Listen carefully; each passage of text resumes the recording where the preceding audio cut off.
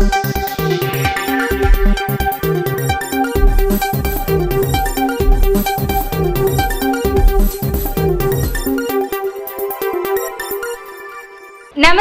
ಈ ನ್ಯೂಸ್ ಟಿವಿಯ ಸ್ಪೀಡ್ ನ್ಯೂಸ್ಗೆ ಸ್ವಾಗತ. ದೇಶ, ರಾಜ್ಯ ಹಾಗೂ ಸ್ಥಳೀಯ ವಿದ್ಯಮಾನಗಳ ಪಟಾಪಟ್ ಸುದ್ದಿ. ಮೈಸೂರಿನ ಪಬ್ನಲ್ಲಿ ನಡೆದ ಗಲಾಟೆಯಲ್ಲಿ ಸಾಫ್ಟ್ವೇರ್ ಇಂಜಿನಿಯರ್ ನಿಶಾಂತ್ ಸಾವನ್ನಪ್ಪಿದ್ದಾನೆ.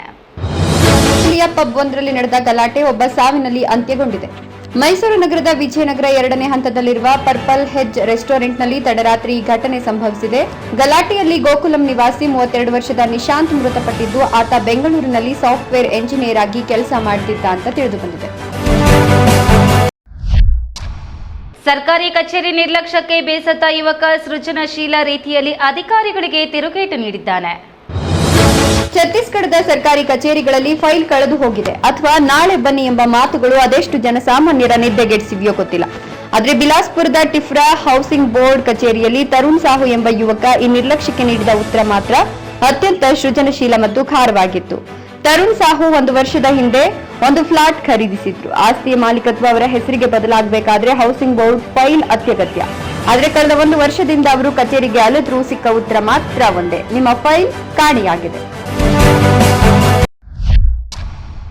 ಬೆಂಗಳೂರಿನ ಲಗ್ಗೆರೆ ಬಸ್ ನಿಲ್ದಾಣದಲ್ಲಿ ಬಿಎಂಟಿಸಿ ಬಸ್ ಸಂಪೂರ್ಣ ಸುಟ್ಟು ಕರಕಲಾಗಿದ್ದು ಪ್ರಾಣಹಾನಿ ತಪ್ಪಿದೆ. ಬೆಂಗಳೂರಿನ ಲಗ್ಗೆರೆ ಬಸ್ ನಿಲ್ದಾಣದಲ್ಲಿ ಬಿಎಂಟಿಸಿ ಬಸ್ ಒಂದು ಸಂಪೂರ್ಣವಾಗಿ ಬೆಂಕಿಗಾಹುತಿಯಾದ ಘಟನೆ ನಡೆದಿದೆ. ನಿನ್ನೆ ಸಂಜೆ ಸುಮಾರು 4:50ಕ್ಕೆ ಮೆಜೆಸ್ಟಿಕ್ನಿಂದ ಲಗ್ಗೆರೆ ಬಸ್ ನಿಲ್ದಾಣಕ್ಕೆ ಬಂದಿದ್ದ ಬಿಎಂಟಿಸಿ ಬಸ್ ನಿಲ್ಲಿಸಿದ ನಂತರ ಚಾಲಕ ಮತ್ತು ನಿರ್ವಾಹಕರು ಬಸ್ ನಿಲ್ದಾಣದೊಳಗೆ ತೆರಳಿದ್ರು. ಅದಾಗಿ 5 ನಿಮಿಷದೊಳಗೆ ಬಸ್ನ ಎಂಜಿನ್ ಭಾಗದಲ್ಲಿ ಬೆಂಕಿ ಕಾಣಿಸಿಕೊಂಡಿದೆ. ಕೂಡಲೇ ಸ್ಥಳದಲ್ಲಿದ್ದ ಅಗ್ನಿಶಾಮಕ ಸಿಬ್ಬಂದಿ, ಅಧಿಕಾರಿಗಳು, ಚಾಲಕ, ನಿರ್ವಾಹಕರು ಹಾಗೂ ಸ್ಥಳೀಯರು ಬೆಂಕಿಯನ್ನು ನಂದಿಸಲು ಪ್ರಯತ್ನಿಸಿದ್ದಾರೆ.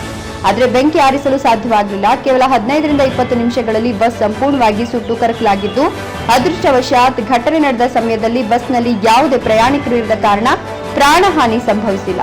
ಘಟನೆಗೆ ನಿಖರ ಕಾರಣ ಏನೆಂಬುದು ಇನ್ನೂ ತಿಳಿದು ಬಂದಿಲ್ಲ.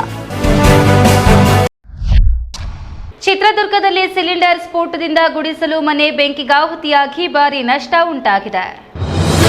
ಚಿತ್ರದುರ್ಗ ಜಿಲ್ಲೆಯಲ್ಲಿ ಸಿಲಿಂಡರ್ ಸ್ಫೋಟದಿಂದ ಗುಡಿಸಲು ಮನೆ ಸಂಪೂರ್ಣ ಬೆಂಕಿಗಾಹುತಿಯಾದ ಘಟನೆ ನಡೆದಿದೆ. ಚಿತ್ರದುರ್ಗ ಜಿಲ್ಲೆಯ ಚಳ್ಳಕೆರೆ ತಾಲೂಕಿನ ತಪ್ಪಗೊಂಡನಹಳ್ಳಿ ಗ್ರಾಮದಲ್ಲಿ ಚಿತ್ರಲಿಂಗಪ್ಪ ಅವರಿಗೆ ಸೇರಿದ ಮನೆ ಬೆಂಕಿಗಾಹುತಿಯಾಗಿದೆ.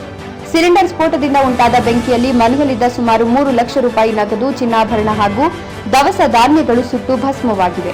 ಅಗ್ನಿಶಾಮಕ ದಳವು ಸ್ಥಳಕ್ಕೆ ದೌಡಾಯಿಸಿ ಬೆಂಕಿ ನಂದಿಸಿದ್ದು, ಘಟನೆ ವೇಳೆ ಮನೆಯಲ್ಲಿ ಯಾರೂ ಇಲ್ಲದ ಕಾರಣ ಯಾವುದೇ ಪ್ರಾಣಾಪಾಯ ಸಂಭವಿಸಿಲ್ಲ. ತಹಶೀಲ್ದಾರ್ ರೆಹಾನ್ ಪಾಷಾ ಸ್ಥಳಕ್ಕೆ ಭೇಟಿ ನೀಡಿ ಪರಿಶೀಲನೆ ನಡೆಸಿದ್ದಾರೆ.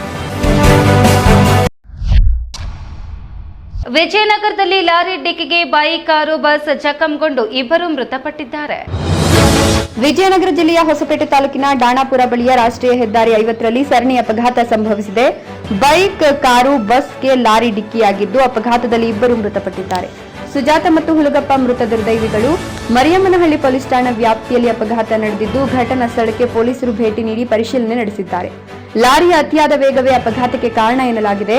ಆರಂಭದಲ್ಲಿ 4 ಮೃತಪಟ್ಟಿರುವ ಬಗ್ಗೆ ಶಂಕೆ ವ್ಯಕ್ತವಾಗಿತ್ತಾದರೂ ಮೃತಪಟ್ಟಿರೋದು 2 ಮಾತ್ರ ಅಂತ ಎಸ್ಪಿ ಜಾಹ್ನವಿ ಮಾಹಿತಿ ನೀಡಿದ್ದಾರೆ. ಮೈಸೂರಿನಲ್ಲಿ ಅನುಮಾನಾಸ್ಪದ ಸಾವು ಪ್ರಕರಣಕ್ಕೆ ಟ್ವಿಸ್ಟ್ ಸಿಕ್ಕಿದ್ದು, ಪತ್ನಿ ಹಾಗೂ ಪ್ರಿಯಕರ ಬಂಧಿತರಾಗಿದ್ದಾರೆ. ಮೈಸೂರು ಜಿಲ್ಲೆಯ ಸರಗೂರು ತಾಲೂಕಿನ ಕುರಣೆಗಾಲ ಗ್ರಾಮದಲ್ಲಿ ವ್ಯಕ್ತಿ ಅನುಮಾನಾಸ್ಪದ ಸಾವು ಪ್ರಕರಣಕ್ಕೆ ಬಿಗ್ ಟ್ವಿಸ್ಟ್ ಸಿಕ್ಕಿದೆ. ಪ್ರಿಯಕರನ ಜೊತೆ ಸೇರಿ ಪತ್ನಿಯೇ ಪತಿಯನ್ನ ಕೊಲೆ ಮಾಡಿರುವ ವಿಚಾರ ಪೊಲೀಸ್ ತನಿಖೆ ವೇಳೆ ಬಯಲಾಗಿದೆ. ಜವರಪ್ಪ ಕೊಲೆಯಾದ ದುರ್ದೈವಿಯಾಗಿದ್ದು, ಪ್ರಕರಣ ಸಂಬಂಧ ಮೈಸೂರು ತಾಲೂಕಿನ ಮಾವಿನಹಳ್ಳಿ ಗ್ರಾಮದ 32 ವರ್ಷದ ಸಿದ್ದೇಶ್ ಮತ್ತು ಕುರಣೆಗಾಲ ಗ್ರಾಮದ 26 ವರ್ಷದ ಅಮೃತಾಳನ್ನ ಪೊಲೀಸರು ಬಂಧಿಸಿದ್ದಾರೆ. ಅಕ್ರಮ ಸಂಬಂಧಕ್ಕೆ ಅಡ್ಡಿಯಾಗ್ತಿದ್ದಾನೆ ಎಂಬ ಕಾರಣಕ್ಕೆ ಕೊಲೆ ನಡೆದಿದೆ ಎನ್ನಲಾಗುತ್ತಿದೆ. ಬೈಕ್ ಟ್ಯಾಕ್ಸಿ ವಿಚಾರದಲ್ಲಿ ರಾಜ್ಯ ಸರ್ಕಾರ ಸುಪ್ರೀಂ ಕೋರ್ಟ್ ಮೆಟ್ಟಿಲೇರುವ ಸಿದ್ಧತೆ ನಡೆಸಿದೆ. ಬೈಕ್ ಟ್ಯಾಕ್ಸಿ ವಿಚಾರದಲ್ಲಿ ರಾಜ್ಯ ಸರ್ಕಾರ ಮತ್ತು ಸಾರಿಗೆ ಇಲಾಖೆಯ ನಡುವೆ ನಡೆಯುತ್ತಿರುವ ಕಾನೂನು ಹೋರಾಟ ಮತ್ತೊಂದು ಹಂತಕ್ಕೆ ತಲುಪಿದೆ. ಕರ್ನಾಟಕ ರಾಜ್ಯ ಸಾರಿಗೆ ಇಲಾಖೆ ಹೈಕೋರ್ಟ್ ಆದೇಶವನ್ನು ಪ್ರಶ್ನಿಸಿ ಸುಪ್ರೀಂ ಕೋರ್ಟ್ ಮೊರೆ ಹೋಗಲು ಸಿದ್ಧವಾಗಿದೆ. ಈ ಕುರಿತು ಸಾರಿಗೆ ಸಚಿವ ರಾಮಲಿಂಗಾರೆಡ್ಡಿ ಮತ್ತು ಮುಖ್ಯಮಂತ್ರಿ ಸಿದ್ದರಾಮಯ್ಯ ಗ್ರೀನ್ ಸಿಗ್ನಲ್ ನೀಡಿದ್ದಾರೆ. ರಾಜ್ಯದಲ್ಲಿ ಬೈಕ್ ಟ್ಯಾಕ್ಸಿಗೆ ನಿಯಮಾವಳಿ ರೂಪಿಸುವ ಉದ್ದೇಶ ಇಲ್ಲವೆಂದು ತಿಳಿಸಿರುವ ಸರ್ಕಾರ ಹೈಕೋರ್ಟ್ ತೀರ್ಪನ್ನು ಪ್ರಶ್ನಿಸಲು ಮುಂದಾಗಿದೆ. ಉಕ್ರೇನ್ ರಾಜಧಾನಿ ಕೈವ್ನಲ್ಲಿ ಗುಂಡಿನ ದಾಳಿಯಲ್ಲಿ 5 ಮೃತಪಟ್ಟಿದ್ದು, ದಾಳಿಕೋರರ ಹತ್ಯೆಯಾಗಿದೆ. ಉಕ್ರೇನ್ ರಾಜಧಾನಿ ಕೈವ್ನಲ್ಲಿರುವ ಉಕ್ರೇನ್ ರಾಜಧಾನಿ ಕೈವ್ನಲ್ಲಿನ ಸೂಪರ್ ಮಾರ್ಕೆಟ್ನಲ್ಲಿ ಇಂದು ರಾತ್ರಿ ಬಂದೂಕುದಾರಿಯೊಬ್ಬ ಗುಂಡು ಹಾರಿಸಿ 5 ಜನರನ್ನ ಕೊಂದಿದ್ದ. ಈ ದಾಳಿಯಲ್ಲಿ ಹಲವಾರು ಜನರು ಗಾಯಗೊಂಡಿದ್ರು. ಇದಾದ ನಂತರ ದಾಳಿಕೋರ ಹಲವರನ್ನ ಸೂಪರ್ ಮಾರ್ಕೆಟ್ನೊಳಗೆ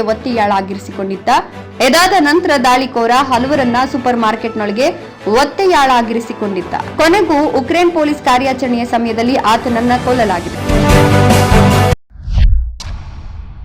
ಚಿಕ್ಕಮಗಳೂರಿನಲ್ಲಿ ಕೃಷಿ ಹೊಂಡದಲ್ಲಿ 2 ಕಾರ್ಮಿಕರ ಮೃತದೇಹ ಪತ್ತೆಯಾಗಿದ್ದು ಮುಳುಗಿ ಸಾವಿನ ಶಂಕೆ ವ್ಯಕ್ತವಾಗಿದೆ.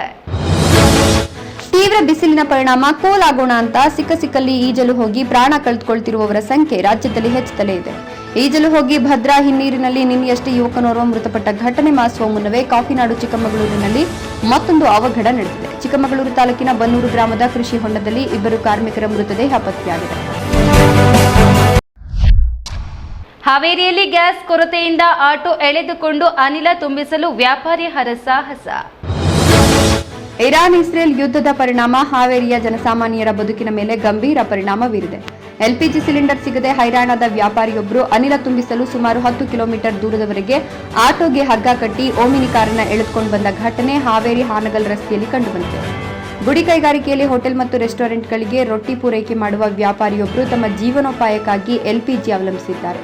ಆದರೆ ಕಳೆದ ಕೆಲವು ದಿನಗಳಿಂದ ಗ್ಯಾಸ್ ಕೊರತೆ ಎದುರಾಗಿದ್ದು ಬಂಕ್ಗಳು ಬಂದಾಗಿವೆ.